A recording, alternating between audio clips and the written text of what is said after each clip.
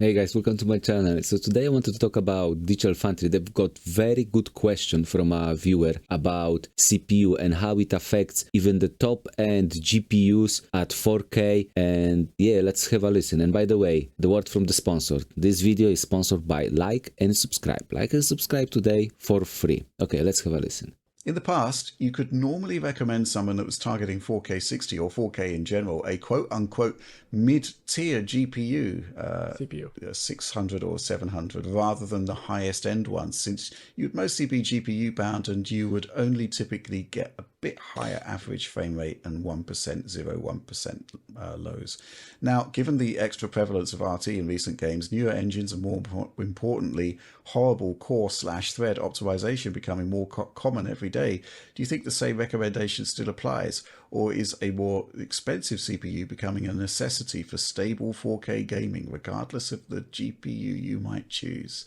Alex, I'm going to come to you on this one, but I want to Okay guys, so let's have a look at some benchmarks, CPU benchmarks. I found this one. This is a little bit old because it's with 3090 Ti, but what is good about this particular one, it contains the newest CPU from the newest AMD family, 7700X, and also very popular until today, 3600. And when you get, closer look, it going up, but it doesn't go up that quickly. Look, I've got this CPU. It's very expensive, used to be very expensive, 16 core. But look, the difference between 3600 is not that big. It looks visually maybe you've got upgrade, but it's almost nothing. There is a small jump between 6 core to 8 cores, so there is some benefit going 8 cores, but still not very big, but it's like 5%, maybe not even that, so quite small. So look, there's one family here with some Intel in between, and you've got another here, look, 5950, again 16 core, very expensive, and the least expensive one from the mainstream, look, this is 6 core, the same, it's almost the same. This margin of error, and look, 5800 X3D. By the way, on average, look how much slower is that. So it's amazing CPU, still amazing CPU, but the new generation is even better. Interesting. And now it's becoming more affordable as well. So let's have a look about consoles, because a lot of games are first designed for consoles, optimized for consoles. And look, this is Potato Box. This is Potato Machine with Potato GPU, and it's got this amazing CPU here. 8 core. It's quite powerful, and I'm saying that because I have very similar. So of course, it's amazing CPU here. 8 core. So if the games are optimized for at least 8 cores and quite powerful CPUs, the PC needs at least something similar, but ideally something more. And even more, imagine that some games like Starfield are optimized for 30 FPS for that CPU. So what kind of CPU you need to have at least 60 and stable 60, not average, stable 60. So yeah guys, look, and consoles, both PlayStation and Xbox, got direct storage. What it means that they have dedicated hardware to move the data from the storage to VRAM, when on PC you need to use additional CPU power to decompress the data, move to the RAM, to system RAM, and then move to the VRAM. It's very inefficient, but that's how it is on PC at the moment, when consoles have completely dedicated hardware just for that. So again, you need even more CPU power. And let's have a look. This is 4090 combined with 5800 X3D, like over here. Still extremely popular. Not the newest, because look, all the benchmarks, like go to Digital Foundry or Gamer Nexus or other big benchmarkers, they always combine the best of the best. So when they check the GPUs, they get first the best CPU to perform. And that's how it's supposed to be. However, this is not always real life for many people, because you don't always replace the whole PC when you buy a new GPU. For a lot of people, you replace the GPU because it's like changing a cartridge in Nintendo. It's easy, and that's what most people do. So most people don't get a new CPU every time they get a new GPU. So look, this is still extremely powerful CPU, and it cannot keep up even at 4K. This CPU cannot get 60 FPS all the time. It got dropped to 50. And I understand, guys, this guy has horrible optimization. I understand.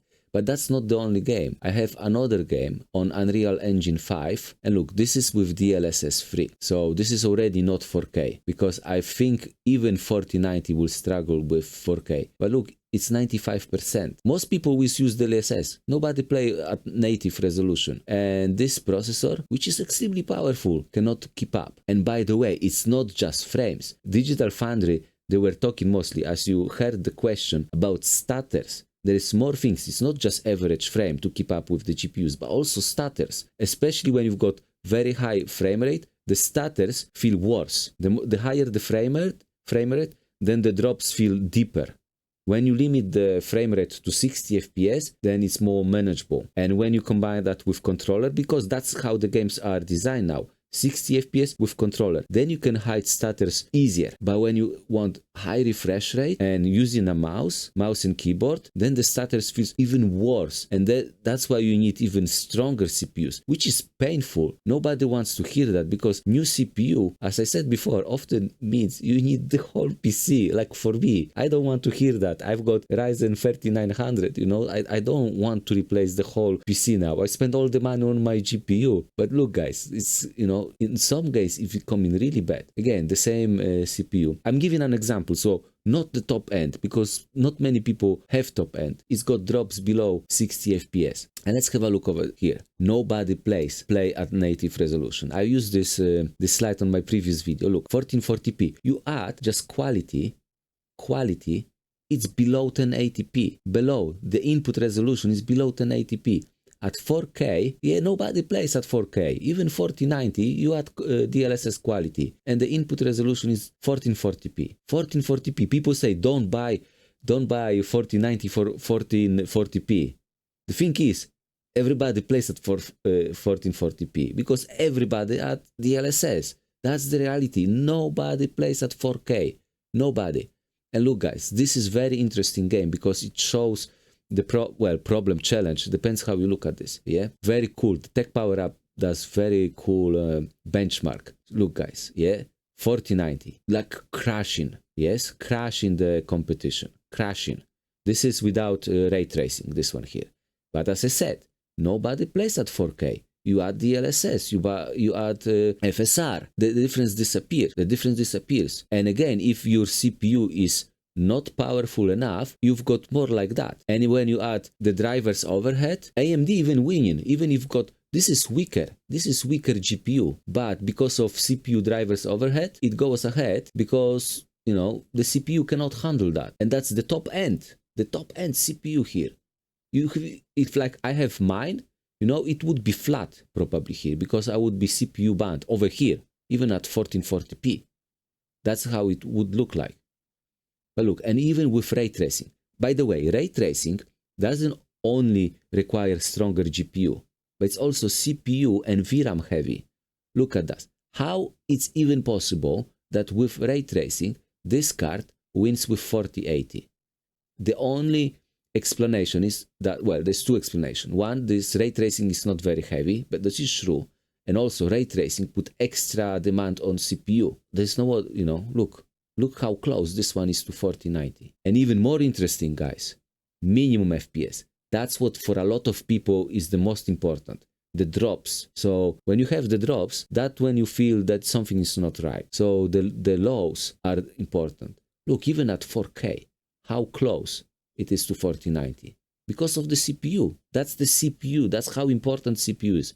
Top end. I don't want to hear that because for me it means I need to buy the whole PC. But that's the reality. Look, domination because CPU limited. And that CPU driver's overhead on top on NVIDIA. Now, when you buy NVIDIA, when you buy the new PC, usually the CPU driver's overhead doesn't matter at all. But when it does really matter, when you upgrade your PC. And upgrade, it means you change the GPU because that's usually what upgrade means. You put a new GPU and keep old CPU like I just did. And that's, you know, becoming really important. So look guys, CPU are becoming extremely important. Maybe in some cases more important than the GPU itself because it affects average frame rate, low frame rate, but also stutters. And that means shader compilation stutters and traversal stutters because you need to move the data all the time, decompress and move to the VRAM. The new games are very heavy because of the consoles, partially. Of course, you can blame developers for not optimizing the games. It's really badly optimized. Yeah, but who cares?